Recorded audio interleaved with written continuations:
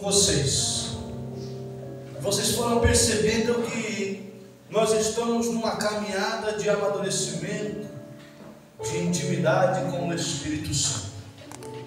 E é claro que, como nos nossos relacionamentos humanos, quando nos relacionamos com as pessoas, nós assumimos características que são das pessoas.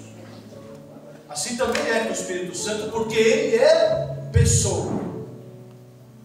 É difícil às vezes a gente ter essa visão, porque a gente pensa no Espírito Santo às vezes como um facho de luz, não sei, como uma bomba, como uma energia, algo muito abstrato, mas o Espírito Santo é pessoa. E quando eu digo pessoa, significa que ele tem uma vontade própria, ele tem características próprias, como qualquer pessoa.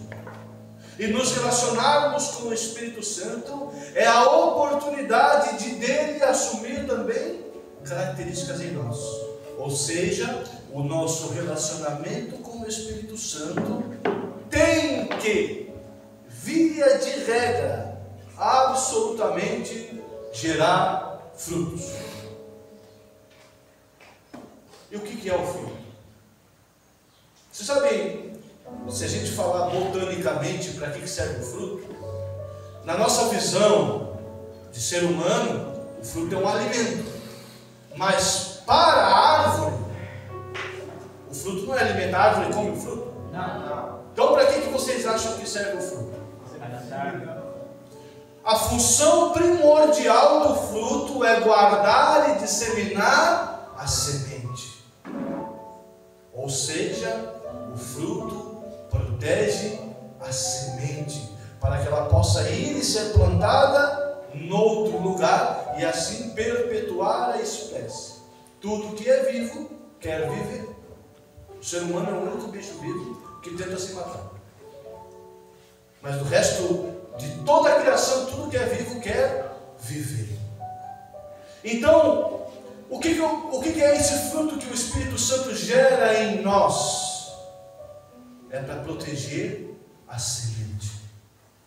E o que Jesus Cristo nos ensina sobre a semente? A semente é o reino do céu. O Espírito Santo vem nos ajudar a cuidar que essa semente permaneça em nós. Lembra da parábola do semeador? Para que não aconteça como a semente que cai à beira do caminho, como a semente que cai no meio dos espinhos, que cai no terreno pedregoso, que são sementes que são impedidas de desenvolver. O Espírito Santo vem em nós para nos tornar solo fértil para essa semente eclodir, para que a semente cresça.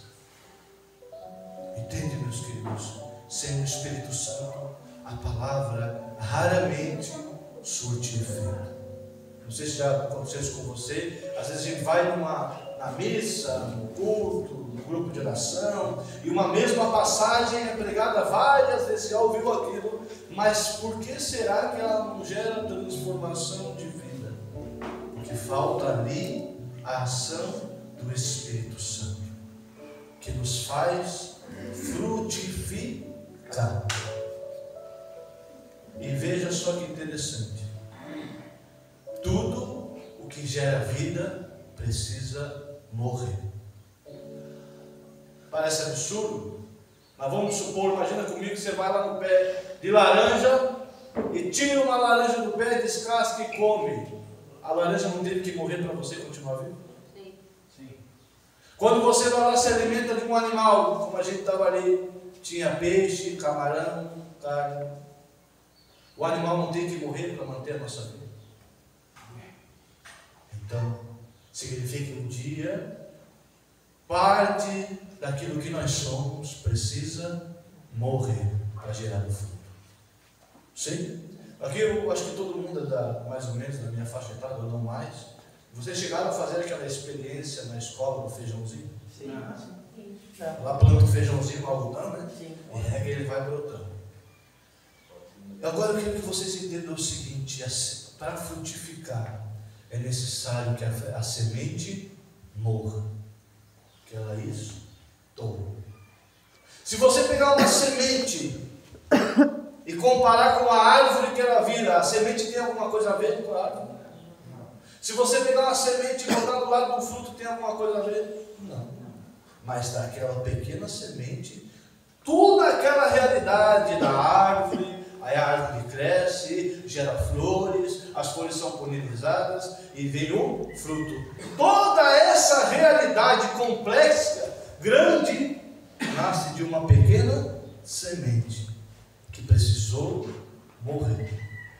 Então, meus queridos, é necessário que na nossa caminhada a gente deixe morrer certas coisas em nós, para aquilo que é mais belo frutifique.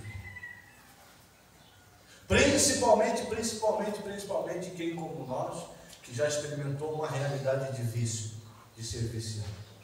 Porque o que a gente faz? Na nossa mente, a gente quer voltar ao efeito. A gente quer voltar à sensação. A gente quer voltar ao passado. A gente quer ficar a vida inteira sendo semente. Sabe? Então Deus deu para você a condição de frutificar. A condição de ser uma realidade grande, enorme, frondosa, bonita, frutífera. Mas se você não permitir que essa primeira realidade de semente quebre, estoure, a gente não pode se tornar aquilo que Deus tem para nós. E aí vamos ficar a vida inteira pequenininho, ignorante, a vida inteira sendo uma pequena semente. E vocês sabem quanto tempo uma semente pode durar? Se ela for conservada, mais de 1000 anos. Vocês sabiam, aliás, curiosidade, né, conhecimento geral, que a Organização das Nações Unidas tem no Polo Norte, se eu não me engano, um local onde eles preservam todas as sementes do planeta Terra. Estão lá as sementes em stand-by, para caso aconteça alguma coisa no estilo apocalíptico, ou que alguma semente venha à extinção, ali eles têm a semente guardada e inoculada, ou seja, ela vai ficar eternamente ali, esperando a condição ideal para frutificar. Quer falar uma coisa? Inclusive o pau-brasil. Inclusive a nossa do pau-brasil. Todas as sementes tem lá. Então o que acontece? Uma semente para frutificar, ela tem que encontrar as condições ideais de solo, basicamente, clima e temperatura. Quando eu digo clima, eu quero dizer quantidades de luz e de escuridão, porque toda planta precisa de um X de luz e um X de escuridão para desenvolver-se. A planta, depende da sua época, se ela está na época, né, de dar frutos, ela precisa de mais luz do que escuridão. Se ela está na época do começo do crescimento, ela precisa de mais escuridão do que luz. E assim vai cada planta, cada período. O que eu quero dizer com isso, querido? Se você não der a você mesmo a condição para frutificar, você vai ficar uma semente a vida inteira. A vida inteira você vai olhar, sabe aquela sensação quando você olha no espelho e nada mudou? Você ficou mais velho, mas nada mudou. Os mesmos velhos pensamentos, os mesmos velhos hábitos, mesma velha forma de pensar, as coisas continuam as mesmas. Por quê? Porque a gente não quer deixar morrer essa nossa realidade confortável. A gente não quer deixar rachar a casca da semente para que o núcleo desenvolva, para que dali saiam troncos, saiam folhas, que um dia vão gerar frutos. E veja que o interessante é, cada etapa de maturação de uma planta, ela é totalmente diferente da anterior. A semente é uma coisa, aí o pistilo, que é aquele primeiro caulezinho que sobra, é outra coisa. Daqui a pouco ela está média, começa a aparecer algumas folhas, já é outra coisa. Daqui a pouco ela engrossa o caule e cresce, já é outra coisa. Daqui a pouco ela dá flor, que já é outra coisa. Daqui a pouco ela dá um fruto, e aí o ciclo recomeça. Então a vida de uma pessoa que frutifica, ela está sempre mudando, sempre evoluindo, sempre crescendo, sempre amadurecendo para gerar cada vez mais frutos. Só que, meus queridos, se nós não trouxermos essa realidade para o nosso coração, nós vamos ficar com essa semente lá no banco de sementes. 1000 anos, 2000 anos, uma vida inteira do mesmo jeito, sem frutificar, sem desenvolver as potências e as realidades para o qual nós fomos criados. Nós fomos criados para coisas maravilhosas, para uma realidade de vida intensa, para uma realidade de vida de transformação. Também não fomos criados para monotonia, não fomos criados para estar estáticos, não fomos criados para estar parados nem no tempo e nem no espaço. É natural do ser humano a mudança, o crescimento e a evolução, só que isso traz consigo um pouco de dor, e nós demonizamos a dor. Lembra que Jesus dizia? Foge da dor, busca o prazer. Nossa biogênese é assim. Se você pegar uma criancinha recém-nascida, tem lá um filho de 1 ano e 7 meses, ele é assim: foge da dor, busca o prazer. Foge da dor, busca o prazer. Isso é uma criança. Ou até um animal, porque um animal ele não vai no veterinário de boa vontade tomar injeção. Você tem que levar ele amarrado. Agora, quantos de nós vivem dessa forma? Ou com uma criança mimada ainda, foge da dor, busca o prazer. Alguma coisa ruim me aconteceu, eu não sei lidar com aquilo ali, não vou amadurecer, eu vou lá buscar o prazer. Agora está difícil, agora eu venho para cá. Quantos de nós ainda vivem uma vida infantil de uma criança de 2 anos de idade? Ou vivem uma vida igual a de um animal, fugindo da luta? Porque, meus queridos, tudo na nossa vida tem um propósito. Agora imagine que você, se acha dificuldades, é como se você entrasse numa academia. Tem como ter condicionamento físico sem peso? Como é que você quer ter uma espiritualidade forte sem o peso das dificuldades e das provações da vida? Sem ter que levantar aquele peso, e às vezes vai ter que levantar o mesmo peso inúmeras vezes, até que a sua espiritualidade se fortaleça. Como é que você quer crescer espiritualmente se toda vez que você é colocado diante de um peso para fazer um exercício, é a mesma coisa se chegasse na academia, olhasse para a academia e voltasse para casa? Faz efeito? Nenhum. É perda de tempo. E aí, claro que daí a religião, a expressão religiosa vai ficando sem sentido. Eu vou na igreja e volto para casa igual.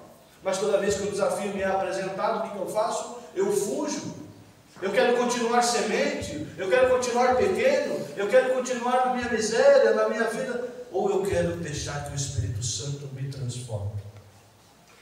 Ou eu quero deixar que Ele quebre essa realidade, sim, que rache a casca da minha realidade, e vou deixar que Ele traga de dentro de mim aquilo que é mais excelente. E os frutos do Espírito Santo são as qualidades que todos nós buscamos na nossa vida. Quer ver? Abre a sua Bíblia. Na carta de São Paulo aos Gálatas, capítulo 5.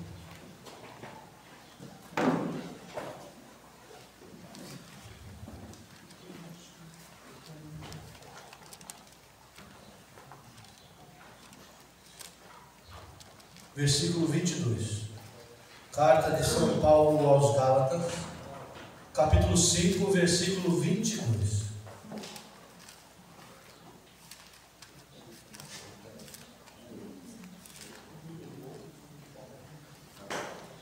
Lá mais no finalzinho da Bíblia. Carta de São Paulo aos Gálatas, capítulo 5.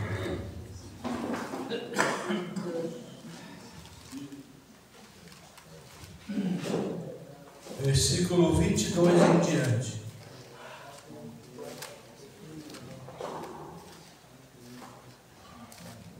Amém? Amém. Diz assim: ao contrário, o fruto do Espírito é caridade, alegria, paz, paciência, afabilidade, bondade, fidelidade, brandura e temperança. Contra estas coisas não há lei.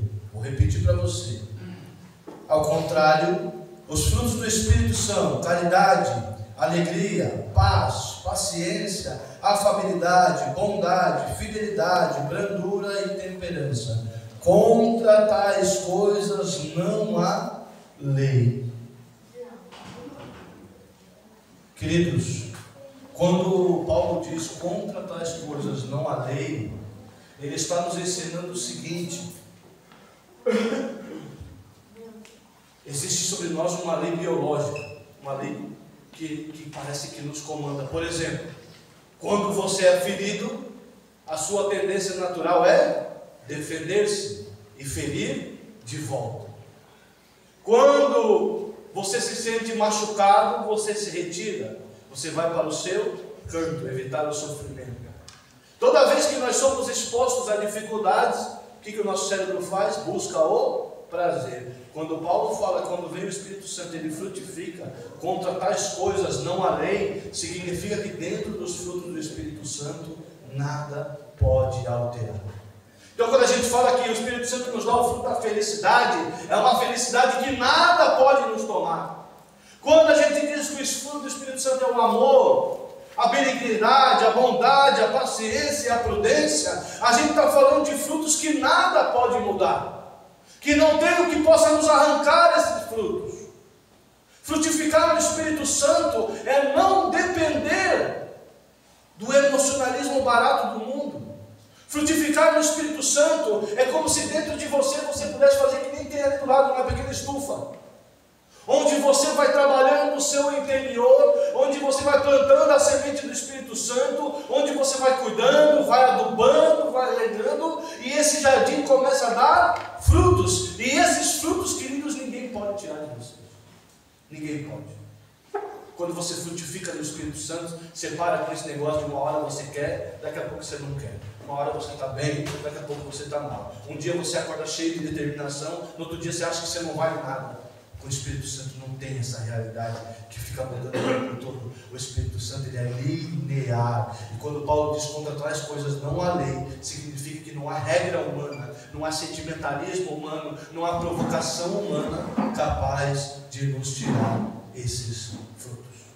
E agora nós vamos ver, meditando cada um deles, para vocês irem conhecendo. O primeiro fruto, Paulo diz que é a caridade, amor. Mas qual é a diferença por que a gente chama de caridade? Porque caridade é o amor que busca se consumir. Caridade não é o amor egoísta, o amor das sensações, o amor que o mundo prega. Não é assim o relacionamento hoje em dia. Eu estou com a pessoa, até que a pessoa seja boa para mim. Começou a incomodar, aí você vai conversar com os amigos, e pode dispensar, pode jogar fora, vai começar a incomodar. Não é isso. Caridade é o amor que vê a pessoa necessitada, e a pessoa não me deve nada, não fez nada para mim, mas ela precisa de mim. A caridade é esse amor que busca onde se derramar. Imagina você, um balde bem cheio de água, como se eu pudesse encher essa taça aqui até a boca.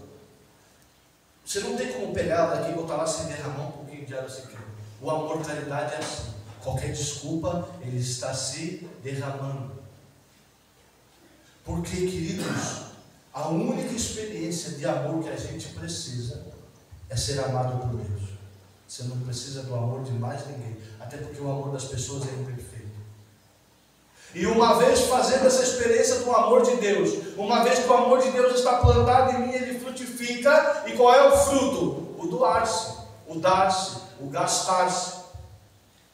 É aquele amor que você tira de você, como Cristo fez na cruz, que tira de si para o bem do outro. É uma vontade de amar. Imagina assim, como se você acordasse todos os dias, o tempo todo, você fosse apaixonado pela vida. A vida não é mais bonita quando a gente está apaixonado? A gente sente mais força para fazer as coisas, a gente sente mais força para enfrentar as dificuldades. Eu, por exemplo, quem me auxiliou a sair da minha vida de vício foi a minha esposa. O amor, a paixão que nos dá vontade de lutar contra tudo e contra todos para realizar esse amor na nossa vida. Esse é o amor fruto do Espírito Santo. A nossa vida não perde mais a intensidade. A gente acorda todo dia sabendo que o nosso propósito é amar. Amar quem? Quem precisar ser amado. Em todo lugar, em todo momento, há alguém que precisa ser amado. Então a sua vida não perde mais o sentido. A sua vida não perde mais o significado, porque você sempre tem uma utilidade, você sempre tem uma função. A nossa vida perde o sentido quando nós perdemos de vista a nossa missão.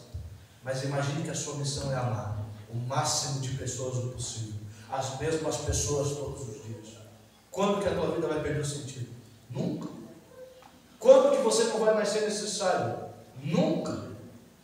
Esse é o fruto do amor de Deus que nos traz significado verdadeiro, pois fomos criados pelo amor para o amor. Entende? Nós só seremos felizes quando a gente cumprir aquilo para o qual nós fomos criados. Amar. Amar, amar e não pedir nada em troca. Veja toda essa estrutura aqui onde a gente está. Já imaginou o tamanho do coração do Padre Léo? O quanto ele desejava amar. O quanto ele desejou amar tanto as pessoas, que do coração dele nasceu essa estrutura enorme. E são 8 recantos espalhados pelo Brasil. Já imaginou o tamanho do coração de uma pessoa dessa? Que descobriu que a única coisa que ele servia é amar. E foi isso que ele fez. Ele amou com tanta intensidade, com tanta realidade, que isso tudo aqui foi construído à base do amor que ele tinha. Só que esse amor não é reservado para o Padre Léo. Esse amor é a vocação de cada um de nós que está aqui. É para amar nessa intensidade. Então nós vamos vendo que o amor, fruto do Espírito Santo, não o amor sentimentalismo, o apego, mas o amor desapegado, que busca gastar-se, é o verdadeiro sentido da nossa vida. Segundo fruto comentado por Paulo, a alegria, mas é uma alegria interior que não depende das circunstâncias. Por exemplo, quem aqui toma remédio? Eu tomo remédio, eu estou com uma inflamação no meu ombro que a minha. O remédio é bom? Não sei se você está tomando a S.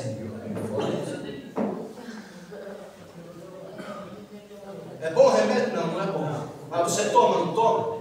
Você não toma contente quando você toma remédio? Você entende que vou ficar melhor? Então, essa é a alegria do Espírito Santo. Que por mais que na sua vida, naquele momento da sua vida, você esteja passando por um amargor, você esteja passando por uma dificuldade, uma tristeza, mas você passa por aquele momento sem perder a alegria, porque você sabe que no final das contas, aquele processo é para curar o teu coração, é para fazer você melhor e para fazer você mais forte. Alegria. Posso testemunhar 2 momentos na minha vida em que eu senti essa alegria do Espírito Santo. Primeiro momento, certa vez eu fui pregar em Angelina, que é uma cidade mais para o interior ainda. E a minha esposa estava grávida do neném que viria antes do nosso último filho. E a gente foi, alegria, foi em família, chegamos lá, eu estava fazendo uma pregação. Quando a gente voltou para o carro, ela estava extremamente pálida e quieta. E a minha esposa, ela, de tudo que ela é, ela não é quieta. A minha esposa fala tanto, mais tanto, que se eu tenho compromisso, eu viro as costas, eu entro no carro, eu saio e ela ainda está falando lá na porta. Exatamente. E aí, de repente, ela ficou calada. Algum problema dele. E eu cheguei dela e falei, não, o que aconteceu? Não aconteceu nada, não quero te preocupar. Não. O que foi que aconteceu? Eu sou meio 880, eu falei, eu paro o carro aqui e a gente fica aqui até você me contar. Sem decidir. Ela falou, não, o que acontece é o seguinte. Quando eu fui no banheiro, eu acabei de perder o nosso neném. Enquanto você estava pregando, eu perdi o nosso neném no banheiro da sacristia. Naquele momento veio uma paulada assim. O que eu vou dizer? O que eu vou falar? O que é que eu vou sentir? Mas quando a gente está em Deus, mesmo o remédio mais amargo é para a nossa cura, é para o nosso coração. Isso é a alegria que vem do Espírito Santo. Não que eu não tenha me entristecido, não que as lágrimas não tenham tomado meu olho, mas eu olhei para ela e disse assim, olha, o negócio é o seguinte, Deus nos deu essa criança para a gente ter mais vontade de ir para o céu, porque ela já está lá. E se você conhecer essa criança, garanta a sua ida para o céu, que um dia você vai ver ela lá em cima. Entende, meus filhos? Isso é a alegria, dom do Espírito Santo, mesmo diante da dificuldade, da frustração, a alegria permanece. Outra situação na nossa vida foi quando a gente descobriu o câncer dela. Minha esposa tem um câncer no estômago que não tem mais cura. E quando isso aconteceu, eu olhei para ela e disse assim, vida, esse câncer é para santificar a minha vida e a sua vida. É para aumentar o amor que a gente tem pelo outro. É para aumentar a nossa fidelidade no outro. É para aumentar a nossa dedicação ao outro. E o testemunho para você, que a nossa vida é melhor agora do que antes. Isso é a alegria do Espírito Santo. Quando a gente entende e a gente sabe se é o Espírito Santo que guia a minha vida, se tudo que me acontece está na mão de Deus, posso eu não entender o propósito, mas eu tenho certeza que tudo que me acontece é bom. E aí o nosso coração encontra a alegria aonde quer que ele esteja. Isso é o que essa sensação, essa emoção, esse fruto do Espírito é o que me ajudou a fugir do vício. Porque não é verdade que nada nos puxa mais de volta do que a tristeza. A gente se sente triste, sente uma dificuldade emocional, o que a gente quer? Fugir. Porque a gente não entende que aquela tristeza pode ser boa, a gente não entende que aquele momento é para a nossa fortaleza. E ter esse dom, esse fruto do Espírito Santo, nos dá a condição de quebrar esse ciclo vicioso, de ir, durar um pouco e daqui a pouco voltar lá embaixo, ir, durar um pouco, voltar lá embaixo. Por quê? Eu aprendo que o amargor da minha vida, na verdade, é remédio. Que o amargor da minha vida, na verdade, é graça. E aí o que acontece? Quando a gente passa esses momentos, a gente sai do outro lado mais forte. Alegria. Uma alegria que não depende das circunstâncias. E da alegria, qual é o próximo fruto? Paz. Lembra que eu falava com vocês rapidamente ontem? O nosso conhecimento sobre essa palavra é muito imaturo, porque hoje em dia a gente entende paz como ausência de conflito. Não sei quem foi que inventou isso aí, mas está errado. Paz é o estado da alma que está em harmonia com Deus. Por quê? Porque Deus, ele coloca cada coisa no seu lugar, então você não precisa se preocupar com mais nada. Está na mão de Deus. Ah, mas tem uma historinha que diz assim, né?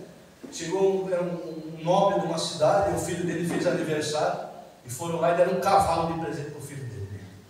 Aí disseram, nossa, que baita presente, como o seu filho tem sorte. Ele disse, pode ser que sim, pode ser que não. Dali um tempo o menino cavalgando, cai do cavalo, quebra a perna. Aí chega alguém para ele e diz assim, nossa, que desgraça. Teu filho foi cair no cavalo que ele ganhou de presente. Ele falou, pode ser que sim, pode ser que não. No cabo de mais um tempo estourou a guerra. O filho dele não foi servir porque estava machucado. Nossa, que sorte! Pode ser que sim, pode ser que não. Entenda, meus queridos, essa paz que vem de quando a nossa vida está harmonizada com a graça de Deus. Essa paz ninguém pode tirar. Porque a pessoa pode olhar para a sua vida de fora e pode dizer, nossa, agora lascou tudo. Nossa, agora foi o boi com as cordas. Nossa, agora está tudo lascado. Mas se está na mão de Deus, como pode estar tudo lascado? Se está na mão do Criador, é Ele que gerou a ordem. Entende que a gente às vezes pensa assim, você acredita que o Sol está suspenso no nada? Tem uma sequência de planetas suspenso no nada, um monte de estrelas suspenso no nada, tem mais a Lua suspenso no nada, tudo isso é mantido por uma força invisível, gravitacional, onde está tudo girando, está tudo em sincronia. Se qualquer um desses astros sair meio milímetro do lugar, acaba tudo, nisso você acredita. Mas se não acredita que Deus pode ordenar a sua vida? Ora, não é meio esquisito a nossa forma de pensar? Se Deus pode sustentar os astros, que são infinitamente maiores, mais caóticos do que nós, como que Ele não pode ordenar a sua vida, querido? E a paz, que é fruto do Espírito Santo, é como olhar para esse espaço cheio de coisas que estão harmonizadas. Outra forma da gente enxergar essa harmonia divina, olha essa construção aqui. Olha, dá uma olhadinha no geral. Me responde uma coisa, o que é que tem a ver o tijolo com a madeira do teto? Nada. O que é que tem a ver o piso, a cerâmica com o vidro? Nada. O que é que tem a ver o barro da telha com o concreto do chão? Aí você pode dizer, não, mas o concreto é mais nobre, porque ele está aqui e está sustentando todo mundo. Outro vai dizer, não, mas a telha é mais nobre, porque ela está tapando a nossa cabeça e não deixa chover sobre nós. Outros vão dizer, não, mas o vidro é mais nobre, porque ele permite que entre a luz. Meus queridos, cada uma dessas coisas individualmente não tem nada a ver uma com a outra. Agora, quando são colocadas em harmonia, é capaz de construir esse edifício lindo e maravilhoso que nós temos aqui hoje, tendo esse retiro. Isso é paz, quando tudo está harmonizado. Só que para isso tem que ter quem harmonize. E deixa eu contar uma coisa para você: nem você é capaz de harmonizar a sua vida, só Deus. Só Deus, porque Ele é o único que te conhece. Quando a palavra de Deus vai dizendo assim: desde que antes no ventre materno tu surgiste e eu já te amava, significa dizer que Deus já te constituiu com uma missão. Deus te fez com um propósito. Você tem um propósito de vida. Você tem uma missão, você tem um porquê, você tem um sentido na sua vida. Só que quem pode revelar esse sentido? Só Deus. Só Deus. Mais ninguém. Você pode ir para o psicólogo, você pode ir para o orientador espiritual, você pode estar diante de um santo e do próprio Papa. Essa pessoa não tem condição de dizer quem você é. O único que pode dizer quem você é Deus. Por isso, para de estar dentro do espelho dizendo que você não merece, dizendo que você não presta, dizendo que você não vai conseguir. Pare desse orgulho, dizendo que você é o bom, dizendo que você dá conta, dizendo que você é isso, que você é aquilo. Deixa Deus dizer para você quem você é. Aí a tua vida vai ter paz. Essa paz que vem quando a nossa vida é harmonizada pela presença de Deus. E quem pode tirar a harmonia que Deus coloca? Ninguém. Nada. Entende? Os frutos do Espírito Santo são frutos inalteráveis. Na sequência da paz vem a paciência, no sentido de longanimidade. Vamos supor o seguinte: eu peguei e fui convidado para vir pregar aqui, certo? Aí eu fui lá no GPS e coloquei lá Betânia, lá de São João Batista, né? Aí o GPS foi lá e falou: olha, você vai levar 1h e 53 minutos para chegar até lá. Eu entro no carro, ligo a chave e começo minha viagem. Adianta de alguma coisa eu ficar ansioso pela hora? Não adianta. Porque eu sei que entre a minha saída e a minha chegada, em média vai levar 1h e 50 minutos. A longanimidade, essa paciência me faz entender os processos da vida, que para eu sair daqui e chegar lá, para a semente soltar o pistilo, para esse pistilo florescer, para virar um tronco, virar uma árvore, a árvore dar fruto, para o fruto ser colhido e virar alimento, para soltar a semente, que a outra semente vai gerar outra árvore, que vai gerar outro tronco, outra folha, isso leva um tempo. E o que sai de quando eu tento acelerar o tempo? Nada de bom. Nada de bom. Entende, meus queridos? E nesse sentido falo particularmente do uso de drogas, sabe por quê? Porque a droga faz em nós acelerar muita coisa.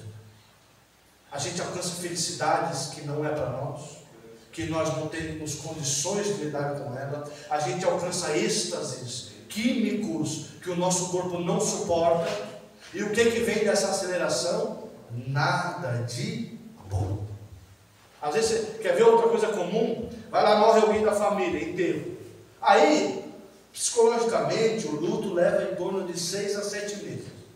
Que é para a mente entender que a pessoa se foi, que não está mais aí. Porque bem no começo, quando a pessoa morre, quem perdeu continua falando da pessoa no presente, como se ela estivesse vivendo. Leva um tempo até isso acontecer. 6 a 7 meses, aí você vai percebendo, a pessoa não está mais ali, aí vem o baque da falta da pessoa, a necessidade de querer estar mais um pouco, e aí a gente passa por um processo que a gente chama de luto. Uma vez que passou o processo de luto, a mente, o coração entende e pronto, passou. O que a maioria das pessoas fazem? Se enche de remédio, de álcool e de drogas. Resultado, essa pessoa, ao invés de passar 7 meses de luto, ela vai passar a vida inteira. Aí você encontra a pessoa, o pai e a mãe morreu faz 20 anos e a pessoa ainda está em processo de luto. Porque quando era para ela esperar, passar por aquele processo, ela quis o quê? Acelerar, fazendo uso de álcool, drogas ou remédios. O que vem quando a gente tenta acelerar o processo da nossa vida? Nada de bom. Por isso, é necessário ter essa paciência, essa longanimidade. Vocês estão passando por um processo. Nesse momento agora da vida de vocês, cada um de vocês está passando por um processo de deixar o homem velho, de deixar os hábitos velhos, a forma velha de pensar, para frutificar um novo fruto, e isso leva um tempo, e cada pessoa tem um tempo que deve ser respeitado. Portanto, às vezes você, na sua condição, vai mais rápido que o irmão que está do seu lado, mas você tem uma vida, você é um diante de Deus, o seu irmão é outro diante de Deus. Ter essa paciência, essa longanimidade de perceber que cada coisa na sua vida tem um tempo, e de respeitar esse tempo, desenvolve em nós a paciência. Tem que passar. Tem tantas coisas que eu não queria ter passado na minha vida, e tive de passar. Você acha que eu não queria agora virar um santo, e que Deus me chamasse para o céu agora? Juro por Deus para vocês, eu amo minha esposa, amo os meus filhos, mas eu queria agora ir para o céu. Acabou o sofrimento, acabou o choro, acabou o lágrima, o lugar onde não tem nada disso, o lugar onde estaremos diante de Deus, na glória eterna, sem choro, sem lágrimas, sem ranger de dentes. Eu gostaria disso agora, mas há um tempo para eu passar por isso aqui, e eu tenho que respeitar esse tempo. Como eu testemunhei para vocês, a minha esposa tem uma doença, eu acho que eu não queria que agora a gente voltasse para casa contando que em Betânia ficou o câncer dela. Gostaria, mas e se esse não for o desígnio? Há um tempo para ela passar por esse processo, e que a gente possa passar por esse tempo com paciência, sem ficar tentando acelerar as coisas, sem ficar gerando ansiedade. A ansiedade gera frustração, a frustração gera dependência, a dependência gera morte. Por isso, esse dom, esse fruto do Espírito Santo é lindo, a paciência. Temos que passar pela nossa vida, passemos com paciência. E sabe por quê? Eu advirto vocês é o seguinte: eu tive a oportunidade de estar perto de algumas pessoas no leito de morte. Sabe o que todas as pessoas queriam? Mais tempo. Só que quando elas tinham tempo, elas queriam que o tempo passasse. Ah, como eu queria que essa doença passasse. Ah, como eu queria que meu filho crescesse. Ah, que eu quero que esse sofrimento passe. Ah, eu quero que a minha cura aconteça. A gente quer acelerar o tempo. Quando chega no final da vida, a gente quer que o tempo volte. Então vamos fazer o seguinte: não vamos esperar chegar a hora da morte. Vamos desejar agora que o tempo se estenda e que a gente tenha tempo para passar as coisas dessa vida. Na sequência da paciência, nós temos a bondade. Bondade no sentido de sentirmos a necessidade de praticar o bem. Entende? A necessidade de ser bom. Ou seja, a gente não escolhe, a gente simplesmente aproveita cada uma das oportunidades de ser bom. Isso é, meus queridos, desde terminou aqui o evento, eu vou juntar as cadeiras. Terminou, eu vou lá lavar, mas que nada que é lavar, os queridos. Tudo que você faz diante de Deus é preciosíssimo. A bondade de uma hora ou outra, às vezes deixar o doce para o irmão. Ah, mas é meu, mas não importa, eu quero ser bom. Aquele outro irmão precisa, vou deixar aquilo que é meu bom para o próximo. Só que a gente fazer isso com o dom do Espírito Santo não é fazer, poxa, lá vou eu ter que fazer de novo. E aí faz com gosto amargo na boca, não. O fruto do Espírito Santo, que é a bondade, a benignidade, nos dá um prazer de ser bom, nos dá uma delícia em ser bom. Então, quando a gente pratica a bondade, o gosto que nos abate na boca é um gosto doce. Como é bom servir. Por isso que Jesus vai dizer, quando eles estavam lá discutindo, Jesus falou: ah, porque quem vai ser o melhor? Quem vai ser o maior? O maior de todos é o servo de todos. Porque a maior delícia é poder servir, ser bom. De que jeito, queridos? De qualquer jeito. Às vezes a bondade se expressa e você dá um abraço em alguém. Às vezes só olhar. Às vezes lá vem o irmão cabeça baixa. Mas eu também tenho meus problemas, eu não estou legal. E aí, aquele irmão passa por mim procurando o meu olhar. O que eu faço? Olho para o chão, olho para o lado, olho para cima. perdi a oportunidade de ser bom, de frutificar. Porque aí o que acontece? A gente fica esperando que alguém seja bom com a gente, para a gente ser bom com os outros. Por isso que o mundo está em água do jeito que está. Por isso que está virado em guerra, está todo mundo esperando alguém ser bom. E outra, essa bondade, ela é respondida por Deus. Toda vez que você é bom, você cria para Deus um débito com você. Sim. Toda vez que você é bom, você deixa Deus devendo algo para você. No sentido de que as bênçãos de Deus precedem a bondade do nosso coração. Nenhuma boa ação diante de Deus fica sem recompensa. Não que nós merecêssemos recompensa, somos miseráveis, não merecemos nada, mas Deus é bom. E quem é bom sem motivo. Então, toda vez que nós somos bons, nós começamos a perceber o bem. Sim. Já faça essa experiência. Eu não vejo bondade, eu não vejo bem nada. Comece você a ser bom. Comece a você ser gentil. Porque pelo menos quando você olhar para você, você vai ver bondade. Pelo menos quando você olhar o seu dia e as suas ações, você vai ver algo bom. Por isso que o Padre Léo ensinava a arrumar a cama. Porque quando você voltar no final do dia, pode ter sido o dia mais lazarento da sua vida, o dia mais lascado, e você olhar para aquela cama, você vai pensar: eu arrumei a cama, pelo menos algo bom eu fiz. E aí você pode colher a bondade.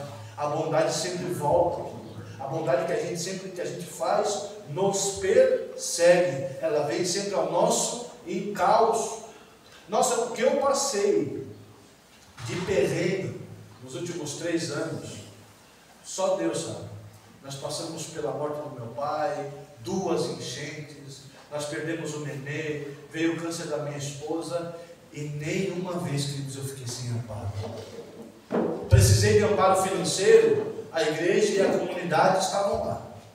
Precisei de amparo emocional, a igreja e a comunidade estavam lá. Precisei de amparo psicológico, a igreja e a comunidade estavam lá. Eu perdi tudo nesses últimos 3 anos, mas nunca fiquei sem nada. Nunca deixei de servir, nunca deixei de... Tanto é que eu falo para o pessoal dá risada, mas quando logo que a minha esposa, a gente descobriu o câncer, um monte de gente começou a ligar querendo cancelar as missões. Roberto, a gente sabe o que está passando na sua vida e tal, você quer desistir do retiro? Eu nunca desisti, porque a minha esposa chegou um dia para mim e falou assim: olha, você nunca deixe de servir por causa de mim, porque se um dia eu morrer e for para o céu, eu não quero ter que explicar algo porque você não estava fazendo aquilo que você devia fazer. Entende? Essa vontade de fazer o bem, de ir e servir, ao mesmo tempo a gente está sendo servido. Porque eu estou aqui pregando para vocês, mas o carinho e o amor que vai ficar no coração de vocês, quando vocês pensarem em mim, se algum de vocês se dignar a rezar uma Ave Maria por mim quando eu não estiver aqui, isso vai chegar lá onde eu estiver. E a bondade vai gerando bondade. Esse fruto do Espírito Santo vem para harmonizar a nossa vida com o mundo, com as coisas ao nosso redor e com a gente mesmo. Porque se você olha no espelho e sabe que você foi bom, pelo menos você pode se orgulhar de você. Se o mundo inteiro estiver te acusando, mas você puder olhar no espelho e sentir orgulho daquilo que você fez, você dorme tranquilo. A vida muda totalmente. Por isso o Espírito Santo nos dá a condição de ser bons, caridosos. Na sequência da bondade vem a benignidade. Aí a benignidade, ela é a bondade envolvida de uma sutileza, de uma delicadeza muito grande. Aí realmente, quando a gente começa a praticar a bondade, aí conosco mesmo, no nosso próximo, a benignidade vem como que amplificando a nossa bondade. Ou seja, você não resiste a uma oportunidade de ser bom. Você vê alguém ali, não, deixa eu vou ajudar. Vê outra pessoa, não, pai, eu vou lá ajudar. Vê outra pessoa, não, eu vou. E não é só um ir de qualquer jeito, mas é um ir que carrega ternura, que carrega doçura, que carrega alegria. Não sei aqui se algum de vocês já viu um vídeo da Madre Teresa. Meu Deus, como aquela mulher era pobre. Como aquela mulher passou ruim nessa vida, necessidade nessa vida. Mas você olhava com o semblante de alguém que tinha benignidade, vontade. Monsenhor Jonas, Tive a oportunidade de uma vez ver ele antes dele falecer. E o homem, ele tinha um semblante de quem queria vir e te abraçar. E de longe ele te tocava. Não pude estar diante do Padre Léo vivo, mas tenho certeza que era da mesma forma. A pessoa que não media esforços para ajudar, para alcançar os outros. Que se pudesse abraçar, estender a mão sobre todos, estenderia. Se pudesse tirar de si para dar para todos, daria. Benignidade. Aí benignidade já é quando eu não resisto em fazer o bem. A pessoa, ela procura desculpas para fazer o bem. Às vezes o outro nem precisa, mas você quer estar lá, você quer estar amando, você quer estar dando de si, e aí você faz, a pessoa não está morrendo de fome ali, você faz um bolo, você sabe que a pessoa gosta. Mas não precisa estar, a pessoa, não precisa ser um mendigo morrendo na beira da rua.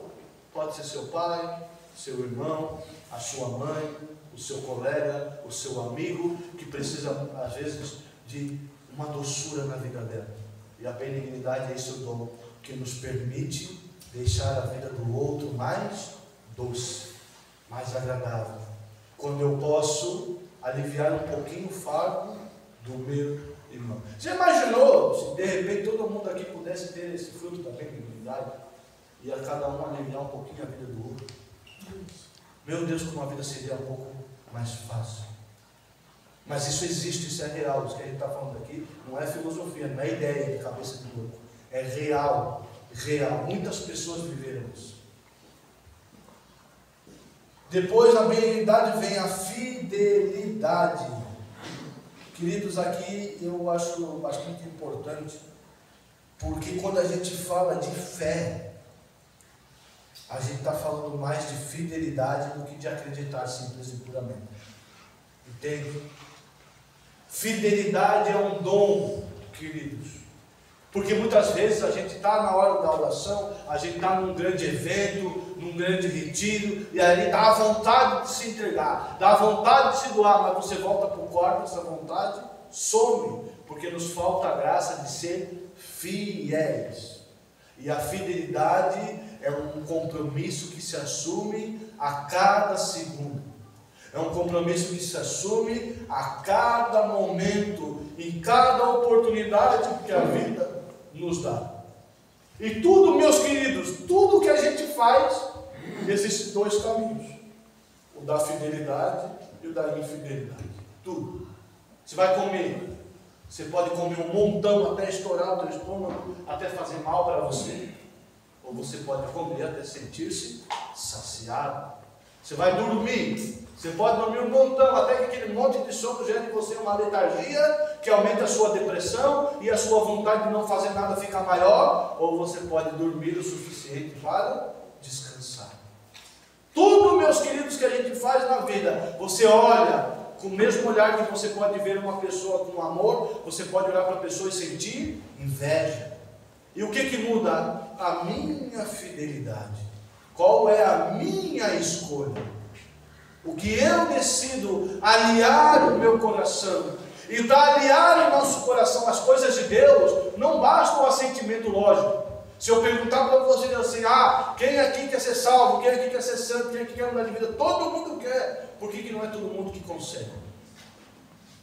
Porque é somente quando temos a graça do Espírito Santo, conseguimos aliar o nosso coração a uma decisão. E essa aliança feita não se dissolve nunca mais. Fidelidade, o dom de ser fiel às nossas escolhas, quando nós escolhemos por Deus. Na sequência, mansidão. Queridos, mansidão é o conseguir passar pela vida sempre com ternura. A pessoa mansa é aquela pessoa que não é facilmente incomodada, é aquela pessoa que não se deixa abater, que não se deixa entristecer por qualquer coisa que acontece na vida. A mansidão torna a pessoa sempre igual. Já viu que tem gente que hoje em dia a maioria das pessoas, cada vez que você olha, está de um jeito diferente. Você olha para a pessoa, primeiro você vai medindo, né? O olhar, o gesto, a roupa, do jeito que está sentado. Aí você vê, não, a pessoa sentou com a mão separada, não, a pessoa está de boa. Não, a pessoa sentou com a mão segurando na frente, a pessoa está nervosa. A pessoa sentou com o braço cruzado, não, a pessoa está analisando tudo que está falando. A pessoa sentou, mas está olhando para o céu, está distraída com tudo que você está falando. Você tem que medir. Agora a mansidão vai dando para as pessoas a condição de ser sempre iguais, sempre no mesmo jeito. Por quê? A mansidão é dom de quem confia. Porque se você confia, se você é fiel no projeto de Deus, no plano de Deus para a sua vida, por que você vai se alterar? Por que você vai se incomodar? Por que você vai permitir que a paz seja arrancada do seu coração? Por que você vai deixar as pessoas incomodarem o seu coração?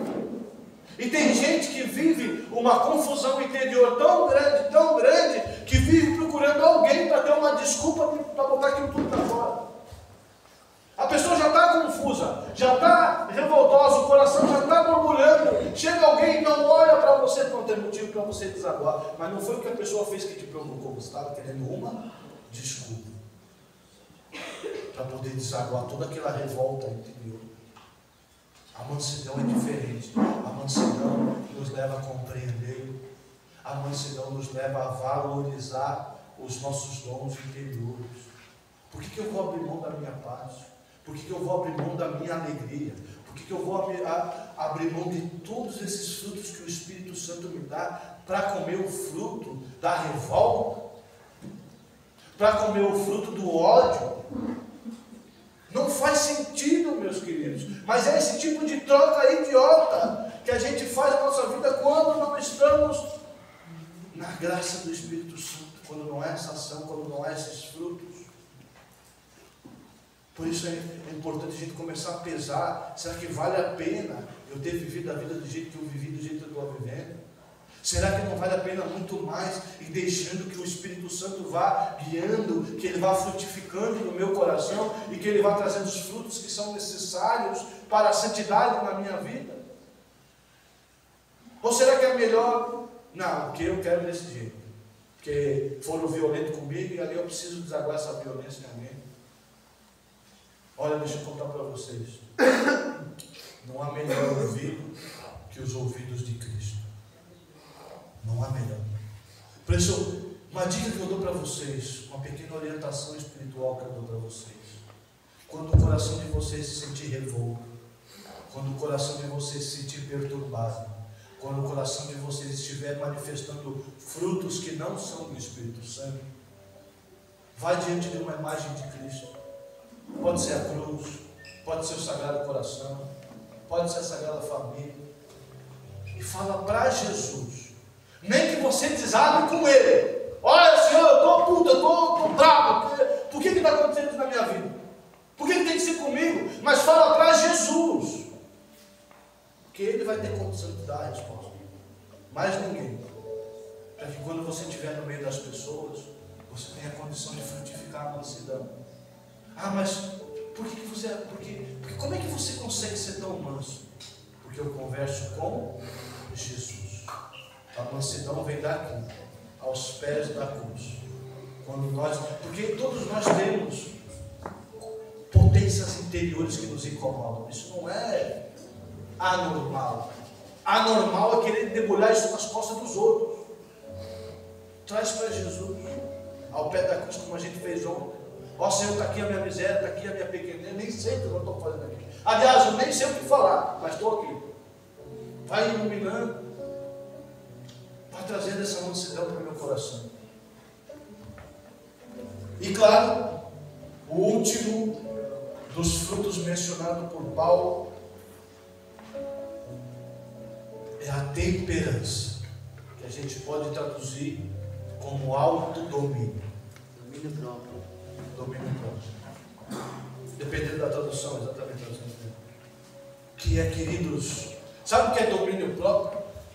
Você mandar em você mesmo. Você dizer, não vou fazer uma coisa e não faz, e acabou. Você não acha engraçado que você determina para você coisas que você não cumpre com você mesmo?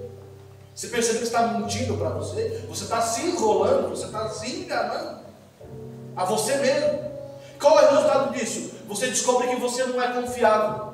E se você não acha que você não é confiável, muito menos o outro. Aí você vai achar que os outros não são confiáveis. Resultado disso, ninguém mais quer se relacionar com ninguém. Só que essa temperança, esse autodomínio, não vem de um curso de coaching. Esse autodomínio não vem de um bando de exercícios psicológicos. É dom, é graça de Deus. Esse autodomínio é fruto do Espírito Santo. Então, para você chegar, é como se para você cumprir aquilo que você designou. Ó Senhor, eu não vou mais usar droga. Só que você não tem condição de cumprir sozinho. Pega na mão do Espírito Santo. Pega na mão de Jesus. E diz: Senhor, me ajuda a não voltar mais para isso. Me ajuda, Senhor, a cumprir os desígnios que o Senhor colocou no meu coração. Entende? Entender que para frutificar nós temos que estar grudados a Cristo. O ramo não dá fruto se ele não estiver conectado à árvore. O que acontece? O ramo morre. O que é sempre na minha vez que está lá? O ramo, sempre que eu falo,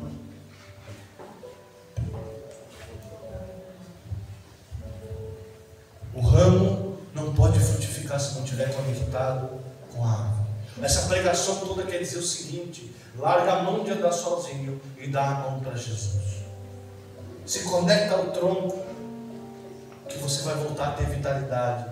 Se conecta ao tronco, que você vai voltar a frutificar. Porque se você chegar para dizer assim para você mesmo: eu não vou mais cair nesse vício, e você der a mão para Jesus, Ele não vai deixar você cair. Não vai. Se você disser: quero mudar de vida, quero que a minha vida tome outro rumo, e você segurar na mão de Jesus, a sua vida não volta mais para o velho rumo. É impossível, impossível, impossível. Porque nós estamos sendo guiados pelo Espírito Santo. E no final das contas, os frutos do Espírito Santo vêm de uma vida de dependência de Jesus. Aprenda a depender de Jesus. Para finalizar, gostaria de trazer uma frase, uma oração do Santo Padre Pio. Ele dizia: fica comigo, Senhor, porque se tu não ficares comigo, é fácil que eu te abandone. Fica comigo, Senhor, porque à tarde o dia já vai se indo, a noite vem vindo, e com a noite vem os temores da nossa alma. Fica comigo, Senhor. E eu queria te ensinar isso. Quando você se sentir balançado, quando você sentir que não está frutificando, quando você sentir que está andando para trás, para, o que seja o que for que você estiver fazendo, e diz: fica comigo, Senhor. Fica comigo, Jesus. Fecha os teus olhos.